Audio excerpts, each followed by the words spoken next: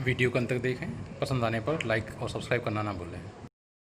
Hello students, welcome all of you. कैसे हैं आप सब? आज हम पढ़ेंगे विमीय विश्लेषण और हमें देखेंगे कि किसी भौतिक राशि की विमा क्या होती है, उसका विमेय सूत्र क्या होता है और उसका विमेय समीकरण क्या होता है। तो हमने पिछली क्लास में पढ़ा था कि कोई भी व्युत्पन्न राशि 7 मूल राशियों से मिलकर बनी होती है और वो मूल राशियां थी द्रव्यमान, लंबाई, समय, ताप, धारा, ज्योति की तीव्रता और पदार्थ की मात्रा। तो सबसे पहले हमें देखेंगे कि जो हमारी मूल राशियां हैं उनके विमेय सूत्र क्या है। तो ये बहुत ही कॉमन सी चीज है कि जो द्रव्यमान है उसका विमेय सूत्र m, लंबाई का विमेय सूत्र l और समय का विमेय सूत्र t और ताप का समय विमेय सूत्र थीटा, धारा का विमेय सूत्र a और ज्योति की तीव्रता का विमेय सूत्र कैंडेला और पदार्थ की मात्रा का मोल। तो जो हमारे 7 मूल राशियां थी एसआई सिस्टम में, उनके विमेय सूत्र होते हैं ये m, l, t, theta, a, c, d और मोल। इनकी सहायता से हम किसी व्युत्पन्न राशि का विमेय सूत्र ज्ञात करेंगे या विमेय समीकरण ज्ञात करेंगे। तो सबसे पहले देखें हम कि जो विमा है इसका मीनिंग क्या है, विमा का अर्थ क्या होता है। तो विमा का मतलब होता है घात से, कि किसी भी व्युत्पन्न राशि के अंदर जो मूल राशि है उस मूल राशि की घात कितनी है, पावर कितनी है। तो व्युत्पन्न राशि के अंदर जो मूल राशि होगी और मूल राशि की जो पावर होगी उसे हम विमा कहेंगे। जैसे मान लीजिए उदाहरण के लिए क्षेत्रफल। तो क्षेत्रफल क्या होता है? लंबाई गुणा चौड़ाई।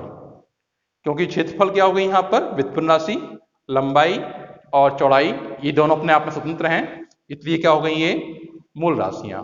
तो लंबाई का विमेय सूत्र l और चौड़ाई भी एक प्रकार से लंबाई है, इसका विमेय सूत्र l। और जब आप l की मल्टीप्लाई करोगे तो हो जाएगा l की पावर 2। तो यहाँ पर जो l की पावर आई उसे ही हम विमा कहते हैं, उसे ही हम घात कहते हैं। तो किसी भी व्युत्पन्न राशि की मूल राशि की विमा, किसी भी व्युत्पन्न राशि की मूल राशि की विमा को, की घात को हम विमा कहते हैं। बात समझ आई? ऐसे देखें हम तो आयतन में, तो आयतन क्या होता है? लंबाई गुणा चौड़ाई गुणा ऊंचाई। तो ये भी लंबाई का विमेय सूत्र l, चौड़ाई का l और ऊंचाई का l, और इनकी मल्टीप्लाई करेंगे तो जाएगा l की पावर 3। तो यहाँ पर आयतन में जो लंबाई की विमा है वो कितनी आई? 3। तो आयतन में लंबाई की विमा कितनी हो गई? 3। तो कहने का तात्पर्य यह है कि कोई भी व्युत्पन्न राशि जिन मूल राशियों से मिलकर बनी होती है या जिन मूल राशियों के द्वारा व्यक्त होती है, उन मूल राशियों की जो घातें होती हैं उन्हें हम विमा कहते हैं। क्लियर हुआ? फिर देख लें एक बार, क्या है विमा। तो विमा किसी भी व्युत्पन्न राशि, कोई भी व्युत्पन्न राशि जिन मूल राशियों से मिलकर बनी होती है उन मूल राशियों की घात को, पावर को क्या कहते हैं? हम विमा कहते हैं। जैसे क्षेत्रफल में लंबाई की विमा 2 और आयतन में लंबाई की विमा 3। क्लियर? अब हम नेक्स्ट देखेंगे विमेय सूत्र क्या होता है। तो किसी भी व्युत्पन्न राशि को जब हम मूल राशियों की पावर के रूप में या घात के रूप में या विमा के रूप में व्यक्त करते हैं, तो जो हमें व्यंजक प्राप्त होता है, जो सूत्र प्राप्त होता है, उसे हम विमीय सूत्र कहते हैं।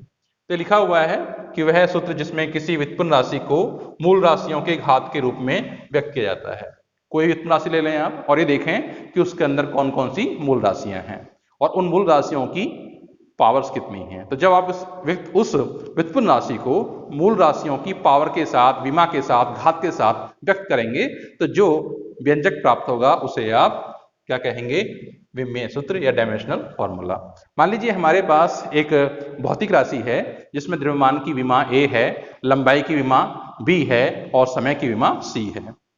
ठीक है? तो उस भौतिक राशि का जो विमीय सूत्र होगा वो होगा m की विमा a, l की विमा b और t की विमा c।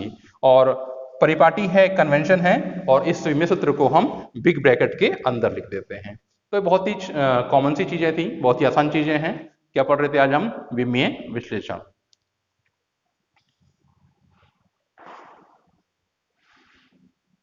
और हम देखेंगे विमीय समीकरण क्या होता है या डायमेंशनल इक्वेशन क्या होते हैं। तो अभी हमने देखा था कि विमीय सूत्र क्या था। तो विमीय सूत्र, जब हम किसी व्युत्पन्न राशि को उसकी मूल राशियों की विमा के रूप में व्यक्त करते हैं तो जो हमें एक्सप्रेशन मिलता है उसे हम विमेय सूत्र कहते हैं। और जब हम इस विमेय सूत्र को जिस भौतिक राशि का वो विमेय सूत्र है उसके इक्वेट कर देते हैं, उसके इक्वल कर देते हैं, तो जो हमें एक्सप्रेशन मिलता है, जो हमें व्यंजक मिलता है, उसे हम विमेय समीकरण कहते हैं। यहाँ पर कुछ भौतिक राशियों के विमेय सूत्र दिए गए हैं। तो यहाँ पर क्या है, वेग। वेग होता है विस्थापन बटे समय। तो विस्थापन क्या है, विस्थापन दूरी है और दूरी का विमेय सूत्र एल होता है। लंबाई हो या दूरी हो, ऊंचाई हो, सबके विमेय सूत्र क्या होंगे, एल होंगे। और यहाँ पर समय, समय का विमेय सूत्र टी।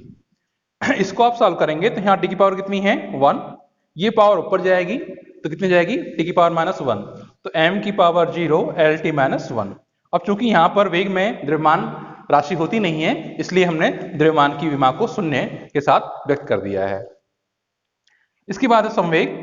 तो हम वेग का निकाल चुके हैं। संवेग क्या होता है, मात्रा गुणा वेग। तो मात्रा का m हो गया और वेग का l t -1। तो इसको सॉल्व करेंगे आप तो ये m आ गया यहाँ पर और l t -1। क्लियर। अब है त्वरण। त्वरण क्या होता है, वेग में परिवर्तन बटे समय। तो वेग में परिवर्तन, जैसे मान लीजिए ये वेग v2 है अंतिम वेग और प्रारंभिक वेग v1 है, तो जब वेग में से आप वेग घटाएंगे तो जो राशि बचेगी वो वेग ही बचेगी। ठीक है। और वेग, इसलिए मैंने क्या लिखा है यहाँ पर, v लिखा हुआ है। तो v अपॉन टी, और v का विस्थापन कितना होता है, एल टी -1 अपॉन टी। इस t की पावर कितनी है, 1 है।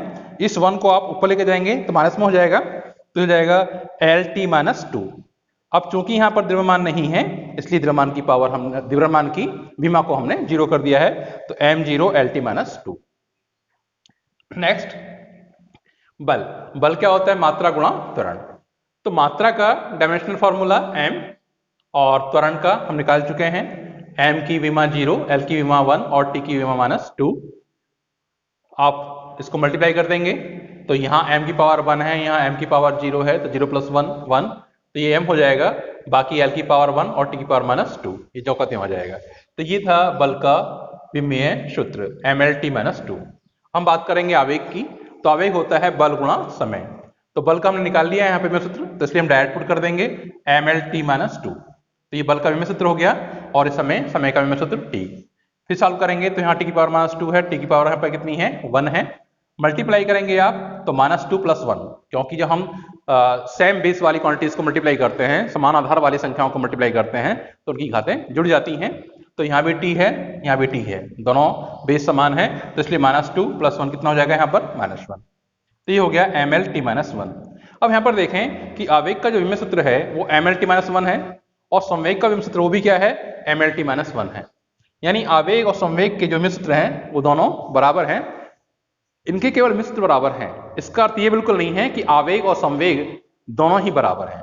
आवेग का अलग नेचर होता है और संवेग का नेचर अलग होता है। तो they are not equal physically, they are equal only dimensionally. Clear. आइए अब देखते हैं हम दाब। तो दाब क्या होता है, बल बटे क्षेत्रफल। तो बल का निकाल चुके हैं, फिर से हम वही mLT -2। तो mLT -2 अपॉन क्षेत्रफल। क्षेत्रफल का होता है l की पावर 2। सॉल्व कीजिए, इसको ऊपर लेकर आएंगे तो ये l की पावर 2 है, यहाँ l की पावर 1 है, तो ये पावर 2 ऊपर आएगी तो क्या हो जाएगी, -2, और पावर कितनी यहाँ पर 1, तो 1 - 2 कितना हो जाएगा यहाँ पर, -1, l की पावर -1। तो m l की पावर -1 t की पावर -2।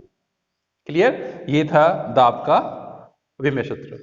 अब निकालेंगे हम कार्य। तो कार्य क्या होता है, बल गुणा विस्थापन। बल का विमेय सूत्र mLT -2 और विस्थापन दूरी है तो l, इस l से l की मल्टीप्लाई करेंगे तो पावर 1 पावर 2 हो जाएगी, m l की पावर 2 t -2। क्लियर। ये हो गया कार्य का विमेय सूत्र। फिर निकालेंगे हम गतिज ऊर्जा। तो गतिज ऊर्जा का सूत्र क्या होता है, 1/2 mv²। तो जब भी आप किसी भी भौतिक राशि का विमेय सूत्र निकालते हैं तो ध्यान रखेंगे कि जो कांस्टेंट होते हैं ये डायमेंशन लेस होते हैं, ये कोई विमा नहीं होती, जितने नंबर्स होते हैं। ठीक है। प्रोपोर्शनली कांस्टेंट को छोड़कर, समानुपाती नियतांक को छोड़कर जितने नियतांक होते हैं वो डायमेंशन लेस होते हैं, उनकी कोई विमा नहीं होती, तो इसलिए आप 1/2 को छोड़ देंगे। तो mv², m का डायमेंशन फॉर्मूला कैपिटल M, और वेलोसिटी का निकाल चुके हैं हम यहाँ पर LT -1, तो इसलिए LT -1 और इस पूरे का होल स्क्वायर। इसको खोलेंगे आप तो हो जाएगा l की पावर 2 l की पावर -2 और यहाँ पर m, तो m L2 t की पावर -2। ठीक। तो ये तो था आपका गतिज ऊर्जा। इसके बाद है स्थितिज ऊर्जा। स्थितिज ऊर्जा होती है mg इंटू एच। m क्या है यहाँ पर? द्रव्यमान, विमेय सूत्र, इसका विमेय सूत्र m, g है गुरुत्वीय त्वरण। तो त्वरण कोई भी हो, ठीक है, बस लास्ट में त्वरण होना चाहिए, गुरुत्वीय त्वरण हो चाहे फिर वो सामान्य त्वरण हो, ठीक है, या जड़त्वीय त्वरण हो, दोनों के विमेय सूत्र समान होते हैं। तो कितना है यहाँ पर? LT minus 2। तो कितना हो जाएगा यहाँ पर? ये m की पावर 0 LT माइनस 2 और इंटू L। यहाँ पर h है, h क्या है? हाइट है, ऊंचाई है, ऊंचाई दूरी है, और दूरी का विमेय सूत्र या लंबाई का विमेय सूत्र क्या होता है? L। अब यहाँ पर L की पावर 1, यहाँ L की पावर 1, इसको आप मल्टीप्लाई करेंगे तो पावर 2 हो गया। यहाँ m की पावर 1, यहाँ m की पावर 0, मल्टीप्लाई करेंगे पावर ऐड होंगी ना, तो 1 प्लस 0, तो m की पावर 1, और t यहाँ पर सिंगल है, t माइनस 2। तो देखा हमने कि डायमेंशनल फॉर्मूले हम भौतिक राशियों के कैसे निकालते हैं। बहुत ही आसान सा टॉपिक है। अगर आपको घातांक के नियम आते हैं तो फिर आपको निकालने में कोई दिक्कत नहीं होगी। आज तक इतना ही। कल हम पढ़ेंगे विमेय सूत्रों के अनुप्रयोग। आपकी बुक्स में बहुत सारे विमेय सूत्र रखे हैं, उनको आप जो मूल हैं, मेन हैं, उनको आप याद कर लें, क्योंकि जैसे आप 11वीं की क्लास पढ़ेंगे फिर 12th पढ़ेंगे तो आपको अपने आप ही वो याद हो जाएंगे। तो जो आपकी बुक्स में टेबल दे रखी है उसमें आप 10-15 जो फर्स्ट वाले 10-15 हैं उनको आप लर्न कर